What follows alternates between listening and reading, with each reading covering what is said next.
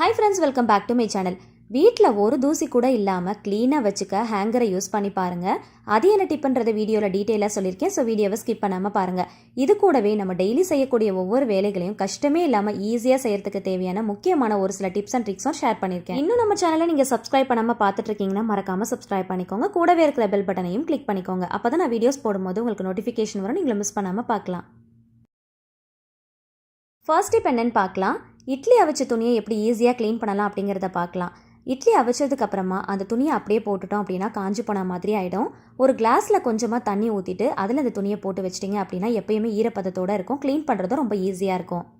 Class வச்சு லைட்டாக தேய்ச்சி விட்டாலே போதும், அதில் ஒட்டி இருக்கிற இட்லி எல்லாமே வந்துடும். அதுக்கப்புறம் நமக்கு வாஷ் பண்ணுறதும் ரொம்ப ஈஸியாக இருக்கும். அப்படியே போட்டுட்டோம் அப்படின்னா ரொம்ப காஞ்சி போன மாதிரி ஆகிடும். ஸோ அந்த மாதிரி பண்ணாமல் இந்த ஒரு சின்ன டிப்பை ஃபாலோ பண்ணிக்கோங்க. சம்டைம்ஸ் அதை வாஷ் பண்ணுறதுக்காக நம்ம சோம்பேறித்தனப்பட்டுட்டு அதை தூக்கி போட்டுட்டு நம்ம வேறு ஒரு துணியை ரெடி பண்ணிக்குவோம். ஸோ அந்த மாதிரி பண்ணாமல் இந்த ஒரு சின்ன டிப்பை ஃபாலோ பண்ணிக்கோங்க, ரொம்ப ஈஸியாக இருக்கும். அடுத்த டிப் என்னென்னு பார்க்கலாம். இதுக்காக நான் பட்டர் தான் எடுத்திருக்கேன். பட்டரை வந்து சம்டைம்ஸ் வந்து நம்ம துருவி ஏதாவது ரெசிபியில் சேர்க்கணும் அப்படின்னா இந்த ஒரு சின்ன டிப்பை ஃபாலோ பண்ணிக்கோங்க. இதுக்காக நான் ஒரு டீ வடிகட்டி தான் எடுத்திருக்கேன். இதை இந்த மாதிரி பின்பக்கமாக வச்சு லைட்டாக இந்த மாதிரி தேய்ச்சி விட்டாலே போதும், துருவின மாதிரி வந்துடும். தேங்காய் துருவுறதை வச்சு நம்ம யூஸ் பண்ணோம் அப்படின்னா கண்டிப்பாக அதை க்ளீன் பண்ணுறது நமக்கு ரொம்ப கஷ்டமாக இருக்கும் இல்லையா? ஸோ இதை வச்சு இந்த மாதிரி துருவி பாருங்கள், இதுக்கு க்ளீன் பண்ணுறதும் நமக்கு ரொம்ப ஈஸியாக இருக்கும். அடுத்த டிப் என்னென்னு பார்க்கலாம். இதுக்காக பட்டர் ஷீட்டு தான் எடுத்திருக்கேன். இது இந்த மாதிரி சின்ன சின்ன பீசஸாக கட் பண்ணி எடுத்துக்கோங்க. இந்த பட்டருக்கு மேலே இந்த பட்டர் பேப்பரை போட்டுட்டு இந்த மாதிரி நைஃப் யூஸ் பண்ணி கட் பண்ணி வச்சுக்கோங்க. நம்ம ரொம்ப அவசரமாக சமைச்சிட்டு இருக்கும் போது மார்னிங் டைமில் அதை எடுத்து கட் பண்ணிட்டு இருக்கிறதுக்கு பதிலாக இந்த மாதிரி நம்ம கட் பண்ணி வச்சிட்டோம் அப்படின்னா எடுக்கிறதுக்கு ரொம்ப ஈஸியாக இருக்கும். இந்த மாதிரி பட்டர் பேப்பர் வச்சு கட் பண்ணும்போது கட் பண்ணுறது ரொம்ப ஈஸியாக இருக்கும். ஸோ இது வந்து பார்த்திங்கன்னா நடுவில் கேப் விட்டா மாதிரி இருக்கும். ஸோ நம்ம தேவைப்படும் போது இந்த பட்டர் பேப்பரை அப்படியே எடுத்தோம் அப்படின்னா ஒரு பீசஸாக எடுக்கிறதுக்கு ரொம்ப வசதியாக இருக்கும். ட்ரை பண்ணி பாருங்கள். ஒரு பீசஸையும் எடுக்கும் போது இந்த பட்டர் ஷீட்டோடு சேர்த்து எடுத்தீங்க அப்படின்னா எடுக்கிறதுக்கு ரொம்ப ஈஸியாக இருக்கும். ஸோ டைம் கிடைக்கும் போது இந்த மாதிரி கட் பண்ணி வச்சுக்கோங்க. அடுத்த டிப் என்னென்னு பார்க்கலாம். இதுக்காக ஒரு பேப்பர் கிளிப் தான் எடுத்திருக்கேன். ஒரே சைஸில் இருக்கிற மாதிரி 2 ஸ்பூனும் 2 ரப்பர் பேண்டும் எடுத்திருக்கேன். ஸோ நான் போடுற மாதிரி இந்த மாதிரி திருப்பி உள்ளே போட்டு ரப்பர் பேண்டை நல்லா டைட்டாக போட்டுக்கோங்க. இந்த கிளிப்பில் மாட்டுறதுக்கு ஏற்ற மாதிரியான சைஸில் ஸ்பூனாக பார்த்து எடுத்துக்கோங்க. நல்லா வந்து டைட்டாக போட்டு விட்டுக்கோங்க. ஸோ இதே மாதிரி அந்த பக்கமும் போட்டுருங்க. ஸோ ஆல்மோஸ்ட் கெஸ் பண்ணியிருப்பீங்க இதை வச்சு என்ன பண்ண போகிறோம் அப்படின்ட்டு.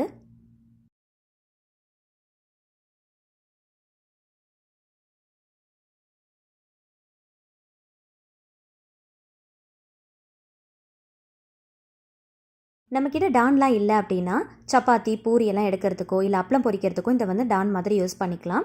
ஸோ இது வந்து நல்லா டைட்டாக இருக்கும். ஸோ இந்த மாதிரி ட்ரை பண்ணி பாருங்கள், ரொம்பவே யூஸ்ஃபுல்லாக இருக்கும். அடுத்த டிப் என்னென்னு பார்க்கலாம். 2 பாக்ஸில் ஏதாவது பொருள் வச்சு நம்ம கொண்டு போகிறோம் அப்படின்னா இந்த ஒரு சின்ன டிப்பை ஃபாலோ பண்ணிக்கோங்க. இதை பாலிதீன் கவரில் வச்சு கொண்டு போகிறீங்க அப்படின்னா ஒன்று மேலே ஒன்று வச்சு தான் கொண்டு போவோம். ஸோ அந்த மாதிரி பண்ணாதீங்க. இந்த மாதிரி பக்கத்தில் வச்சோம் அப்படின்னா சிந்தாமல் இருக்கும். ஃபஸ்ட்டு பாலிதீன் கவரில் கார்னரில் ஒரு பாக்ஸை வச்சுருங்க. வச்சதுக்கப்புறமா ஒரு 2 சுற்று இந்த மாதிரி சுற்றிக்கோங்க. சுற்றுனீங்க அப்படின்னா நல்லா டைட்டாகிடும். அதுக்கப்புறம் மிச்சம் இருக்கிற பிளேஸில் இன்னொரு பாக்ஸையும் வச்சுருங்க. இப்போ நல்லா டைட்டாக வந்து முடி போட்டுட்டிங்க அப்படின்னா கொண்டு போகிறதுக்கு ரொம்ப ஈஸியாக இருக்கும். உள்ளே வைக்கிற பொருள் ஒன்றோடு ஒன்று உரசாது, கீழேயும் சிந்தாது. சில நேரத்தில் பார்த்தீங்கன்னா கவர் ரொம்ப பெருசாக இருக்கும், உள்ளே வைக்கிற பொருள் வந்து ரொம்ப சின்னதாக இருக்கிற மாதிரி இருக்கும். ஸோ அலம்பிட்டே இருக்கும். அந்த மாதிரி ஆகாமல் பெரிய கவராக இருந்தாலும் உள்ளே வைக்கிற பாக்ஸை இந்த மாதிரி வச்சோம் அப்படின்னா கரெக்டாக கொண்டு போகிறதுக்கு வசதியாக இருக்கும். ட்ரை பண்ணி பாருங்கள். அடுத்த டிப் என்னென்னு பார்க்கலாம். சம்டைம்ஸ் வந்து ஏதாவது ஒரு பாட்டில் ஓப்பன் பண்ணுறோம் அப்படின்னா ரொம்ப டைட்டாக இருக்கிற மாதிரி இருக்கும். ஸோ அந்த மாதிரி சமயங்களில் இந்த டிப்பை ஃபாலோ பண்ணிக்கோங்க. கிளிங் ராப் கவர் இருந்துச்சு அப்படின்னா இந்த மாதிரி மேலால் போட்டுக்கோங்க.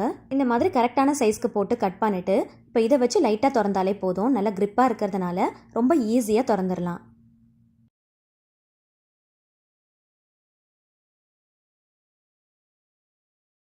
இந்த கவரை தூக்கி போட்டுறாமல் இப்போ மேலே நம்ம கட் பண்ணோம் இல்லையா, அந்த கவரை வந்து உள்ளே போட்டுட்டு நல்லா டைட்டாக மூடிக்கோங்க. ஸோ நம்ம எப்பயுமே வந்து உள்ளே இருக்கிற அந்த பொருளுடைய வாசனை வெளியில் போயிடக்கூடாது, காற்று போகக்கூடாது, நமத்து போயிடக்கூடாது. இந்த மாதிரி விஷயங்களுக்காக தான் நம்ம டைட்டாக மூடி போட்டு மூடுவோம் இல்லையா. ஸோ அதனால் இந்த கிளிங் ராப் கவரை போட்டுட்டு இந்த மாதிரி லைட்டாக மூடினாலே போதும், நல்லா க்ரிப்பாக பிடிச்சிக்கும்.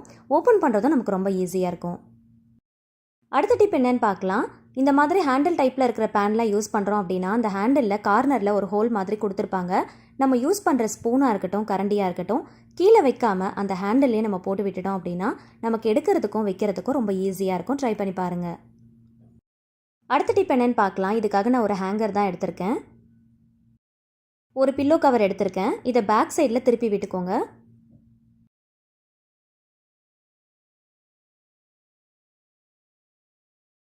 இந்த ஹேங்கருக்குள்ளே இந்த பில்லோ கவரை நான் போடுற மாதிரியே போட்டு நல்லா வந்து டைட்டாக சுருட்டி விட்டுக்கோங்க.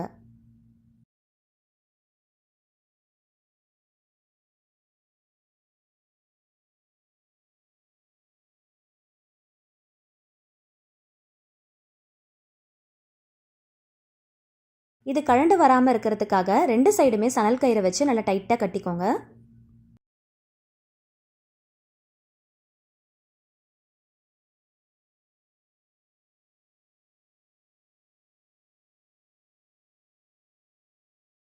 இந்த மாதிரி கட்டுறப்போ கலண்டு வராமல் இருக்கும். நமக்கு தேவையானது ரெடி ஆயிடுச்சு. இப்போ வீட்டில் வந்து மாப் ஸ்டிக்லாம் வச்சுருப்போம் இல்லையா, ஸோ அந்த ஸ்டிக்கை மட்டும் எடுத்துக்கோங்க. அதோடைய பேக் சைடில் பார்த்தீங்கன்னா இந்த மாதிரி ஹூக் டைப்பில் இருக்கும். இதை வந்து இந்த ஹேங்கரில் மாட்டிக்கோங்க.